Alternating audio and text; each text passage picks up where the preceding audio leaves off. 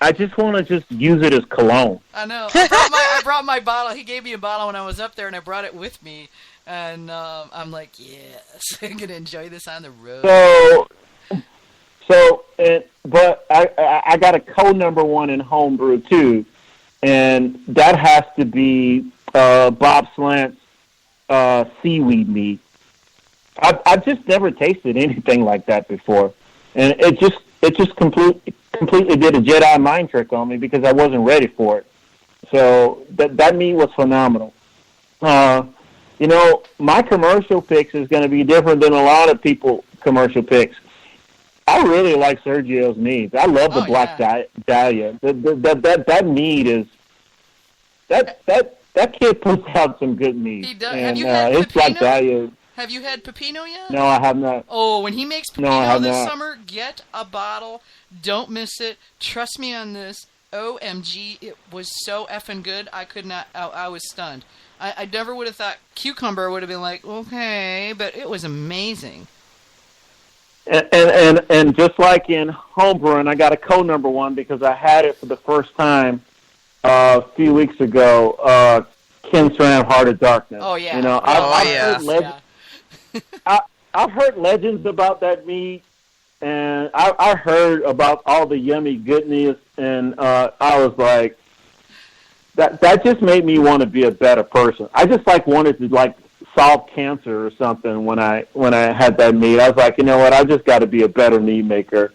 So, I remember talking to Ken, and I was like, Ken, everybody thinks that Kung Fu is a martial art, and Kung Fu is the master something. Uh-huh. I was like, when I had that mead, I was like, I'm just going to call you Kung Fu Ken because you mastered this thing.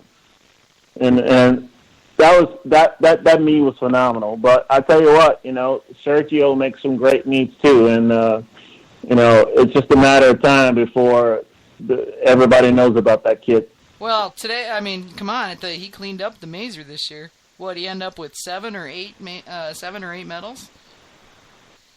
Yeah. He did okay. I mean, he's given Andre at Intermeal a run for his money. Andre is kind of the current reigning, got more medals than everybody at the Mazer guy. And if you have not, do you get up to Canada in your travels, Carvin? Actually, I was just in Canada on Saturday. My daughter graduated from Redeemer up in Hamilton, Ontario. So I go up to Canada a lot. Okay. Well, you weren't that far from me then. It's only a 5-hour drive. You need to go to Intermeal next time you're up in Ontario, in Ontario, Quebec area. Are they in AJ? Intermeal is in Quebec near Montreal. Quebec near Montreal. Okay. Which is a couple of hours past Ottawa.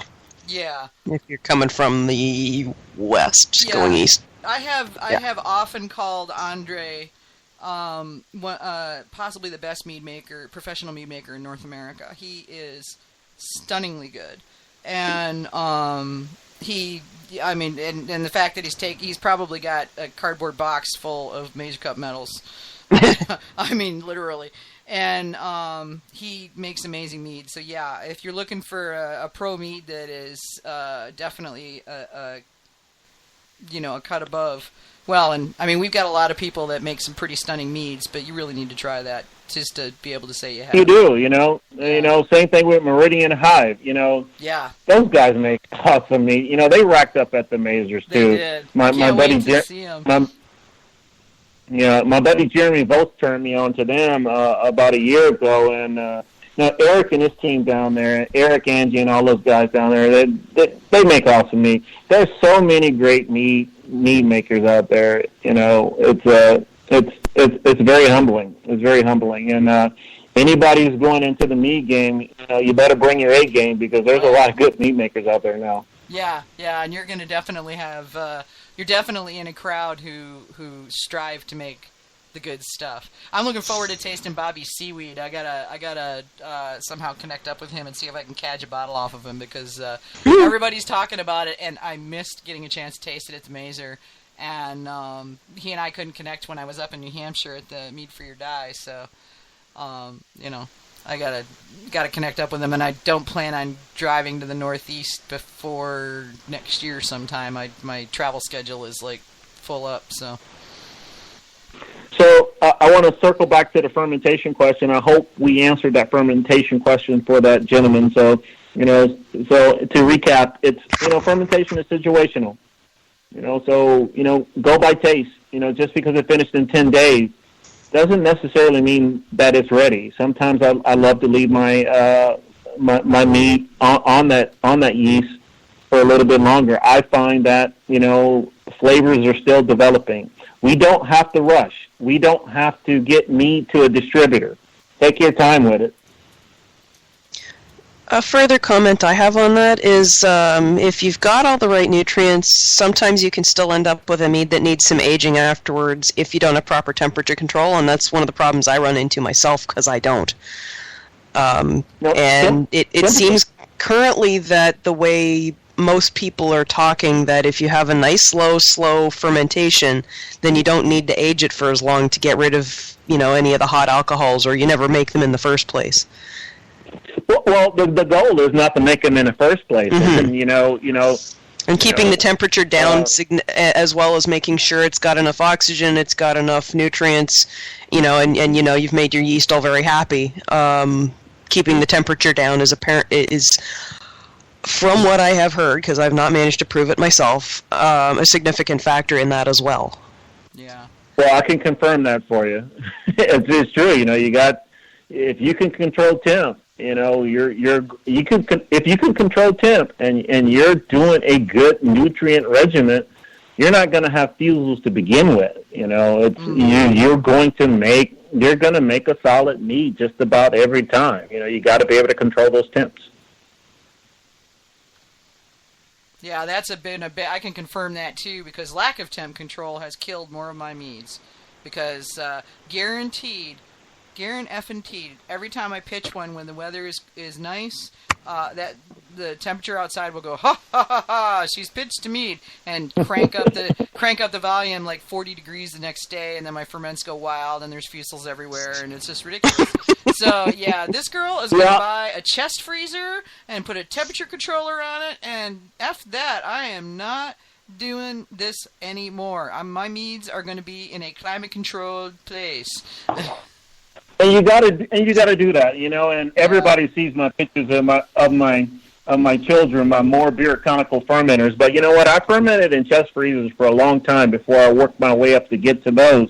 But those hold temperature within a degree. Yeah. My more beer conicals. But you know what? When I made a lot of great mead in my chest freezers too as well. And that's not really that much money to get into.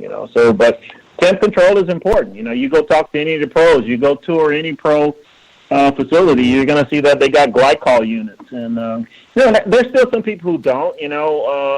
Some people ferment in open rooms, but those rooms are still temperature controlled. But you know what? But there's sometimes, and when I'm making session meads, I actually don't temp control those, especially when I'm using some ale yeast like English ale yeast. And stuff like that, I'll actually want them to produce fruity esters depending on what I'm going to do with them. So I don't use temp control all the time, usually when I'm doing anything with liquid yeast, I'll make a honey and water starter or right around 10:30. I'll still use Go-Ferm in those starters, but I'll pitch some. I love to use English ale yeast and 001. I really like those two. For the dry yeast, I like USO5. I've gotten USO5, up to 12-13% easy. Just treating it like a wine yeast and using the same rehydration protocol. But I like to stress those yeasts out, and I want the fruity esters from them. Yeah. And not everything has to be by the book. No. Sometimes you find some great flavor profiles by letting those yeasts produce those fruity esters, but having complementary a fruit that will complement those esters mixed into those meats too as well. I really love to make session mead, Sharks mead, whatever you call it, or whatever the buzzword you want to use. But I love to keep low ABV meads on tap. Right now, I got a cucumber, basil, and lime session mead on tap, and that's my wife's favorite. That mead actually gets me out of trouble.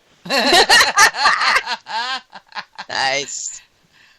That's pretty funny. And, I saw some people going on about that. I'll have to see if I can. If you have some of that, maybe at the Mazer next year, or if we connect up somewhere along my travel route. It's a great mead. I carbonate it to around 2 volumes, and we keep it on tap at our house. I make it 10 gallons at a time, so it's a crowd pleaser. David Webb is asking for the recipe. Well, I don't give a lot of recipes away, and here's the reason why. Because when they don't work, people call you and then they talk crap about the recipes. But I got some that I'll give away, but some I won't. But I'll post some on your plug for Vicky. I'll post some recipes on your patron forum. Ooh, how about that? You go. Yeah. David's a patron, so he'll be able to get in there. And David's not one of those people that will call you or bash on your recipe if it doesn't work. He's he said he was joking, but he's actually one of the people you can give a recipe to and not have that come back at you. Well, that's the thing, because everybody who has done enough of these things knows that there's variation. Even if you think you're doing the exact same thing as someone else, they're still going to come out differently. Which I think is why a lot of the meaderies don't mind giving out their recipes, because it's their processes and procedures that make it special. It's not so much the ingredients or the combination thereof. Yeah. Yeah, and you're absolutely right, AJ. It's like I talked about earlier. You give 10 people the same recipe, and you have a sampling of them, and they're going to taste different because there are different things, and there's a lot of people who think that cold side fermentation doesn't matter, and and not rehydrating your yeast and not tempering your yeast and all these little things that don't matter. Well, those are the people that need to do experiments to prove it to themselves that they do. Yeah, they matter. You got to take it from some of the people who have been doing some of these things. They do matter, and you will make better, consistent mead. But once again, you can still make mead the way that you're doing it. But you know what? I'm trying to make a consistent mead over and over and over again. So I try to lock in my processes as much as I possibly can. Yeah, you'll hear Pete say that a lot. Is you've got to be able to be consistent, and that's. It's not easy to do if you don't. Well, it's practice. Practice, and develop that habitual process that allows you to. Dan Storm says his girlfriend wants him to make the mead. All right, Dan, are you a patron on Got Mead? Because he said he's going to post the recipe there. So I'm just saying. And. It's all about practice, and you just mentioned Peter. Peter has one of the best wood.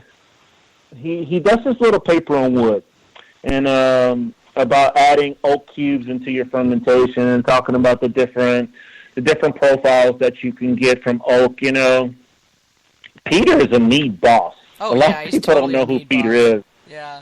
But Peter's a mead boss. I still, to this day, read his paper on, using oak and primary and, his different explanation of oaks and oak's flavor.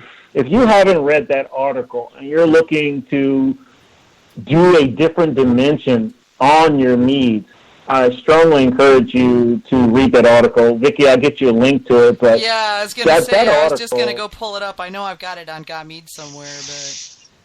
and one of the things that Peter touches on in that article is, you can use oak very subtly in a traditional without it being oaky and still give it great mouthfeel and still give it an added complexity. There's a lot of times where I'll throw a half an ounce of oak in primary